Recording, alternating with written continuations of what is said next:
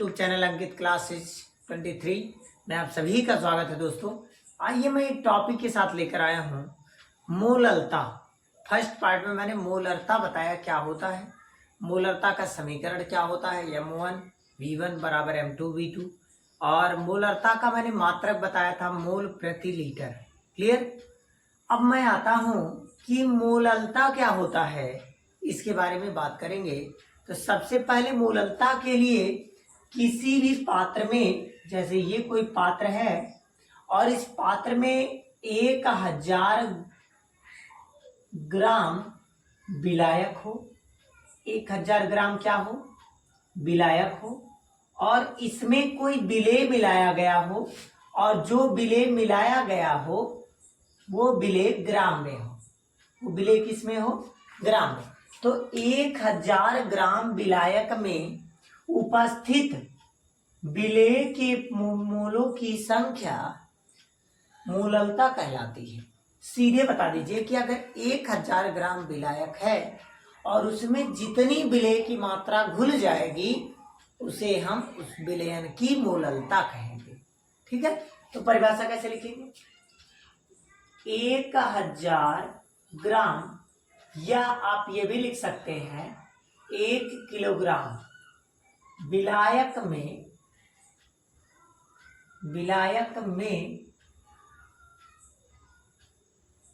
उपस्थित विलेय पदार्थों के मोलों की संख्या उस विलयन की मोलरता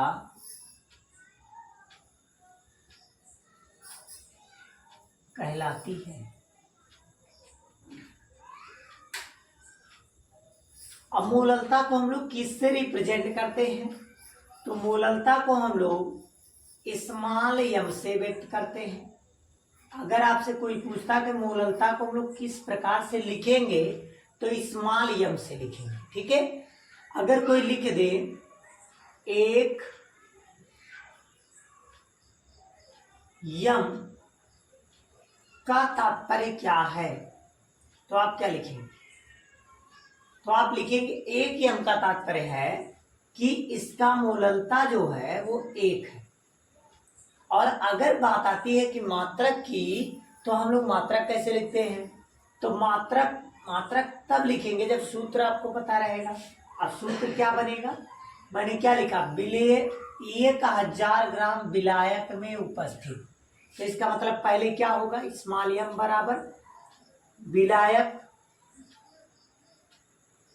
विलायक का भार बटे, यहां पर क्या लिखेंगे, विलेय के मोलों की संख्या, ठीक है। अब हम लोग कैसे इसको सिंबल में रिप्रेजेंट करेंगे, ध्यान दीजिएगा। स्मॉल m बराबर विलेय के मोलों की संख्या n से, और बटे विलायक के भार को किससे, W।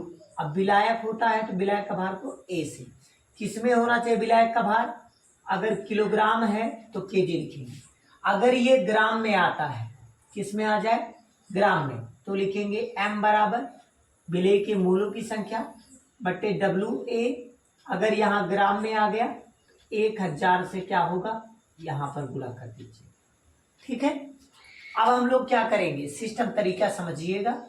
अब हम लोग अगर इसमें विलेय के मोलों की संख्या का मान रखें, तो मोलों की संख्या बराबर होता भार बटे अणुभार। भार हो जाएगा WB और अणुभार हो जाएगा MB, और गुणे में विलायक का भार, वो भी किसमें, ग्राम में, और 1000 से क्या हो जाएगा, गुणा। इस फार्मूले पे रखकर आप मात्रक निकाल सकते हैं। अब मात्रक क्या बनेगा, तो मात्रक बनेगा, इसका मात्रक क्या है, विलेय के मोलों की संख्या, तो मोल है, और इसका द्रव्यमान का मात्रक क्या होगा, किलोग्राम। तो क्या बन गया, मोल प्रति किलोग्राम। मोलरता का मात्रक है मोल प्रति किलोग्राम। अगर किलोग्राम को ऊपर ले जाएंगे तो मोल किलोग्राम इनवर्स हो जाएगा। ठीक है, ये है मोललता की परिभाषा और मात्रक और सूत्र। क्लियर। अब हम लोग कैसे निकालते हैं, कैसे किसी चीज को बनाएंगे। ये जो W भी आपको दिख रहा है इसका मतलब है विलेय का द्रव्यमान या विलेय का भार, इसको बोलते हैं विलेय का अनुभार, ये बोलते हैं विलायक का द्रव्यमान, किसमें, ग्राम में, और ये है मात्रक। अब इस पे हम न्यूमेरिकल दिखाते हैं जो यूपी बोर्ड 2024 में आएगा। ठीक है, चलिए उसको देखते हैं। चलिए दोस्तों, क्वेश्चन नंबर फर्स्ट का सॉल्यूशन हम आपको बताते हैं। क्वेश्चन आपके सामने इस तरफ मैंने लिख दिया है। मोललता से संबंधित क्वेश्चन इधर दिए गए हैं। ठीक है, मोललता का अगर सवाल लगाना है तो इस प्रकार से आप लगा सकते हैं। इसमें आपके 4 क्वेश्चन दिए गए हैं। ठीक है, जैसे पहला क्वेश्चन आ गया 100 ग्राम विलायक में विलेय का 1/10 मोल घुला हुआ है। मतलब 100 ग्राम विलायक में कितने ग्राम, 100 ग्राम जो विलायक है उसमें कितना घुला हुआ है, 1/10 मोल। तो 1/10 जो है अगर हम इसका भाग देंगे तो 0.1 आएगा। 1 में अगर मैं 10 का भाग दूं तो 0.1 आएगा, क्योंकि दशमलव लगाएंगे तो 10 हो जाएगा और 10 से 10 कट जाएगा, 1 आ जाएगा और ये इतना मोल आ गया। क्लियर है, ये इतना मोल आ गया। लेकिन अगर यही चीज मैं 1 ग्राम विलायक का निकालूं, 1 ग्राम विलायक का, तो आप कहेंगे 0.1 में 1 ग्राम का निकालेंगे तो ये जो 100 है ये चला जाएगा नीचे, तो यहाँ हो जाएगा 100। अब इतना मोल हो गया। लेकिन मुझे अगर 1000 ग्राम विलायक में चाहिए ना, कितने ग्राम विलायक में चाहिए, 1000 ग्राम विलायक में उपस्थित विलेय के पदार्थों की मात्रा ही मोलों की संख्या कहलाती है। तो जितना दिया गया है अब इतना 1 ग्राम का दिया है। अगर हमें 1000 ग्राम का चाहिए तो 1000 से गुणा करेंगे, मतलब जितना ग्राम चाहिए उतने से गुणा करेंगे। जैसे 10 बिस्कुट है, 1 बिस्कुट का दाम अगर पता चल गया तो 10 बिस्कुट का दाम हम आसानी से निकाल सकते हैं। 0 से 0 कैंसिल, 0 से 0 कैंसिल, 1 0 से दशमलव कैंसिल हो जाएगा तो आ जाएगा, यहाँ से दशमलव से 0 कैंसिल, तो बचा क्या, 1। यही आंसर हो जाएगा, 1 मोल। तो 1000 ग्राम विलायक में मोलों की संख्या 1 मोल होगी। अब आते हैं सेकंड क्वेश्चन। अब क्वेश्चन नंबर सेकंड क्या है, क्वेश्चन नंबर सेकंड ध्यान दें। H2SO4 का एक नमूना 94% W/V है। मतलब 94% क्या है, W/V। W/V परसेंटेज का मतलब आप समझते हैं। W मतलब भार है, मतलब किसका, विलेय का। जब इसे हम परसेंटेज फॉर्म में कन्वर्ट करेंगे तो परसेंट माने 1/100, तो यहाँ हो जाएगा 94 बटे में हो जाएगा 100। अब ये V का मतलब आयतन है, मतलब जो इसका आयतन दिया गया है वो 100 दिया गया है। ठीक है, वो भी किस में, ml में। क्लियर। और ये जो दिया गया है ये भार दिया गया है, किस में भार दिया, जब ये ml होगा तो इसका भार भी ग्राम में आएगा। ठीक है, किस में आएगा, ग्राम में, क्योंकि द्रव्यमान का मात्रक यहाँ किलोग्राम होता और भार का मात्रक यहाँ लिखेंगे क्या, ग्राम। या किलोग्राम लिखें या फिर ग्राम लिखें, जब इसको मिलीलीटर लिखेंगे तो इसको ग्राम लिखेंगे, इसको लीटर लिखेंगे तो इसको किलोग्राम लिखेंगे। ठीक है, किलोग्राम चेंज करके ही लिखते हैं। इतना हो गया। अब मुझे ये 94% से ये दोनों पता चल गया। क्लियर। अब आगे पढ़िए। और उसका 1.4 ग्राम प्रति मिलीलीटर क्या है, वो घनत्व है। तो घनत्व को D से लिखते हैं। अच्छा, D भी लिखते हैं, बहुत लोग इसका नाम रो से भी देते हैं, तो कंफ्यूज मत होइएगा। 1.84 ग्राम प्रति मिलीलीटर। क्लियर। फिर दिया इस विलयन की मोललता बताइए, मतलब स्मॉल m बराबर क्वेश्चन मार्क। अब आपको पता है कि घनत्व बराबर होता है द्रव्यमान बटा आयतन, द्रव्यमान बटा आयतन। अब हमें अगर विलायक का द्रव्यमान निकालना है तो विलायक का आयतन भी लेना पड़ेगा, इसके नीचे क्रॉस मल्टीप्लाई। तो W किसका है, विलायक का द्रव्यमान है, और इसका गुणा करेंगे तो D इंटू में क्या हो जाएगा, V। और D का मान हमें पता है, दिया गया है 1.84, और ये V का मान भी हमें पता है 100 ml।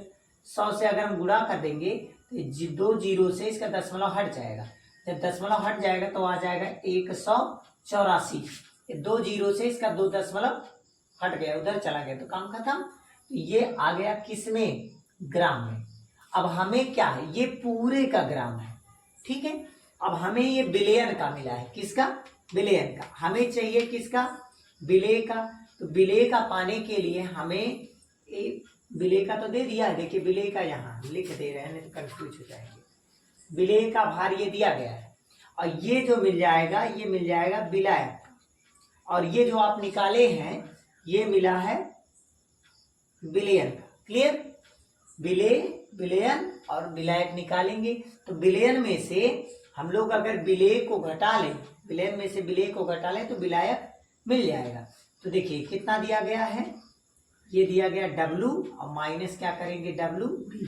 तो W का मान कितना है, निकाले हैं आप 184 माइनस WB का मान कितना है 94, घटा लीजिए कितना बचेगा, 4 में से 4 गया 0, 18 में से 9 गया 9, मतलब 90। और ये किस में आएगा, ग्राम में आएगा। किस में आएगा, ग्राम में आ गया, ये बिले का। अब हमें मूलरता निकालनी है, तो स्मॉल m बराबर क्या सूत्र बताए हैं, WB और बट्टे में क्या बताया MB, और गुणे में WA, और अगर ये ग्राम में है तो 1000 से गुणा, यही सूत्र बताया हूँ। लेकिन आपको अणुभार नहीं पता है। अच्छा, इसमें कौन सा चीज है H2SO4।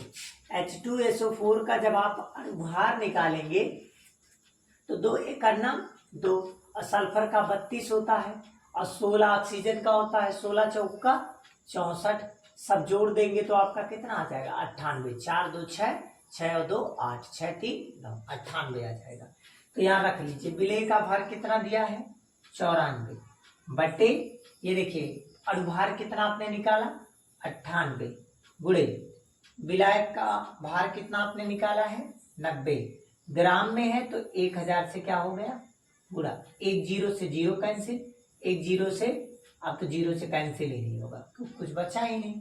अब इसका आप गुणा कर देंगे जब, तो आ जाएगा 94, और 2 0 से गुणा मारेंगे 100 से तो 2 0 बढ़ जाएंगे, और नीचे बचा क्या 98 गुणे में 9। अब आप जब गुणा भाग इसका करेंगे, कट पिट करेंगे, तो समथिंग यही आ जाएगा, लगभग में 10.65 स्मॉल का मतलब मोललता का मात्रक है, या फिर ये भी लिख सकते हैं मोल प्रति किलोग्राम। ठीक है, क्वेश्चन नंबर 3 दिया गया है, भारानुसार 20% पोटेशियम कार्बोनेट। अब आपको अगर सूत्र ना पता हो तो आप जरूर निकाल लें, क्योंकि पोटेशियम और कार्बोनेट अगर लिखा है तो अब गलत सूत्र का इस्तेमाल ना करें। पोटेशियम को के कहते हैं, कार्बोनेट को CO3 कहते हैं। पोटेशियम के बाह्यतम कक्षा में कितने इलेक्ट्रॉन होते हैं 1, और CO3 के बाह्यतम कक्षा में 2 इलेक्ट्रॉन। क्रॉस अगर मल्टीप्लाई आप करेंगे तो K का 2 में करेंगे K2, और CO3 का कर देंगे CO3, क्या बन गया K2CO3 पोटेशियम कार्बोनेट। क्लियर, अब इसका आप अणुभार निकाल सकते हैं। अणुभार कैसे निकालेंगे, पोटेशियम का देखिए दे दिया गया है 39, तो 2 हो गया, और पोटेशियम का क्या दिया गया अणुभार, परमाणु भार दिया है, अणुभार निकल ही जाएगा, प्लस लगाइए। कार्बन का भी दिया गया 12, रख लीजिए। ऑक्सीजन का भी दिया 16, तो 16 तिया, तो हम गुणा पहले लिख देते हैं, नहीं तो शॉर्टकट हो जाएगा। 39 दूनी कितना होता है 78, प्लस 12 है तो 12, और 16 तिया 48, सब आप अगर जोड़ेंगे तो 138 आ जाएगा। ठीक है, अब हम लोग यहां से क्या करेंगे, इसका कितना परसेंट दिया गया 20%। अगर 20% दिया भार अनुसार, मतलब भार के सापेक्ष में दिया गया है, W/W परसेंटेज दिया है, मतलब इसका तात्पर्य क्या है, W/W परसेंटेज कितना दिया है 20%। परसेंट का मतलब 1/100। इसका मतलब जो बिले है वो कितना परसेंट है 20 ग्राम है। बिले कितना ग्राम है 20 ग्राम दिया गया है। अब विलाय जो टोटल बिलियन का दिया गया है, बिलियन का द्रव्यमान दिया गया है 100 ग्राम। तो बताइए विलायक निकाल सकते हैं कि नहीं निकाल सकते, विलायक कैसे निकालेंगे, बिलियन में से बिले के द्रव्यमान को घटा लीजिए, तो बिलियन कितना है 100, और उसमें से बिले का कितना है 20, तो 100 में से 20 जाएगा, कितना ग्राम बचेगा 80 ग्राम। ये आपका आ गया विलायक का, किस में आ गया विलायक का। अब मैंने एक फार्मूला बताया है कि स्मॉल m बराबर क्या होता है WB और बटे में क्या होता है MB, और गुणे में बताया हूं विलायक का अगर ग्राम में है तो 1000 से क्या कर दीजिएगा गुणा।